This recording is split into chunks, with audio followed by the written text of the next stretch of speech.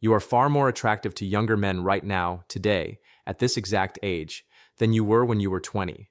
And that is not a comforting lie. That is just what is actually true. There's a moment that probably happens to you more often than you realize, and more often than you ever let yourself fully take in. You are just going about your day. Maybe you are at the grocery store, or sitting in a coffee shop, or walking through a parking lot with your mind somewhere else entirely. And a younger man looks up. Not a long look. Not a dramatic one. Just a quiet, brief moment of attention. And then he smiles. Something in you notices it. And then, almost immediately, something else in you explains it away. You decide he is just being friendly. You decide it was meant for someone standing behind you. You decide it was nothing, really, and you move on without letting it land. Most women who let those moments pass do it for the same reason. They have quietly stopped trusting what they see, and that is not something that happened suddenly. It built up slowly, one dismissed moment at a time, across many years. Somewhere along the way, a story settled into the back of your mind. It was never announced. Nobody sat you down and said it out loud, but it arrived quietly through 100 small things. A magazine you flipped through, a comment that stuck longer than it should have, a birthday that felt heavier than the last one. And the story it planted was this, that the window for being noticed in that particular way had already closed. That whatever drew attention before was fading. That younger meant more interesting, and older meant less. You never fully believed it, but you never fully challenged it either. And so it became a kind of filter, a quiet background voice that turned down the volume on signals before they could reach you completely. And here is what that filter has been costing you. Not just confidence, though it has cost you that too. It has been costing you the truth about what you have actually become. Because what that younger man responded to in that ordinary moment had nothing to do with what you think it did. It was not about how you looked on that particular day, though that matters far less than you have been led to believe. It was not about some accident of timing or light or proximity. People who study how attraction and attention actually work, not the surface version of it, not the version sold in magazines, but the real version, the one that happens below conscious thought. They have understood something for a long time that almost nobody says out loud. The things that draw genuine, lasting attention are not things that fade with age. Some of them only arrive with age. And the woman standing in that ordinary moment, going about her day without trying to be noticed, was carrying several of those things all at once, without even knowing it. There is a quality that younger women are still in the process of building, and most of them sense that something is missing even if they cannot name what it is. It is the quality of being completely at ease in your own life. Not performing ease, not performing confidence, actually having it because you have lived long enough to stop needing everyone's approval to feel okay about who you are. That quality is felt before it is understood. It does not announce itself. It does not perform, but it broadcasts something that cuts through everything else in a room. It is the difference between a woman who needs the moment to go well and a woman who is simply in the moment, fully, without any hidden agenda running underneath. That distinction is enormous. And it is something that most women at your stage carry without realizing it, because it grew so gradually that it does not feel like anything special from the inside. But from the outside, it is one of the most striking things a person can walk into a room carrying. Younger men live in a world that feels to them quite loud. Everything moves fast. Everyone seems to be performing something.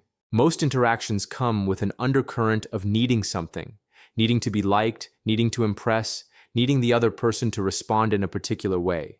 They may not be able to articulate this, but they feel it constantly. And then they encounter a woman who is not doing any of that, a woman who is not angling for anything from the moment, a woman who is not quietly tracking whether she is being well received. She is just there, fully, without that nervous static underneath. And something in them recognizes it the way you recognize silence after a long stretch of noise. Not because they plan to notice it, because their attention moved toward it before their mind had a chance to get involved.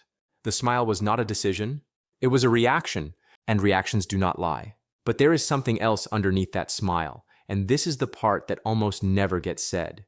It is not just about ease or presence. It is about a particular kind of stability that a woman arrives at after she has been through enough of real life to stop being rattled by small things. Younger people can sense this even when they cannot explain it.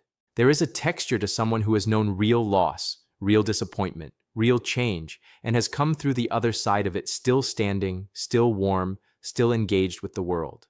It does not make a person heavy. It actually makes them feel lighter to be around, because they are not unsettled by the ordinary tensions of the day.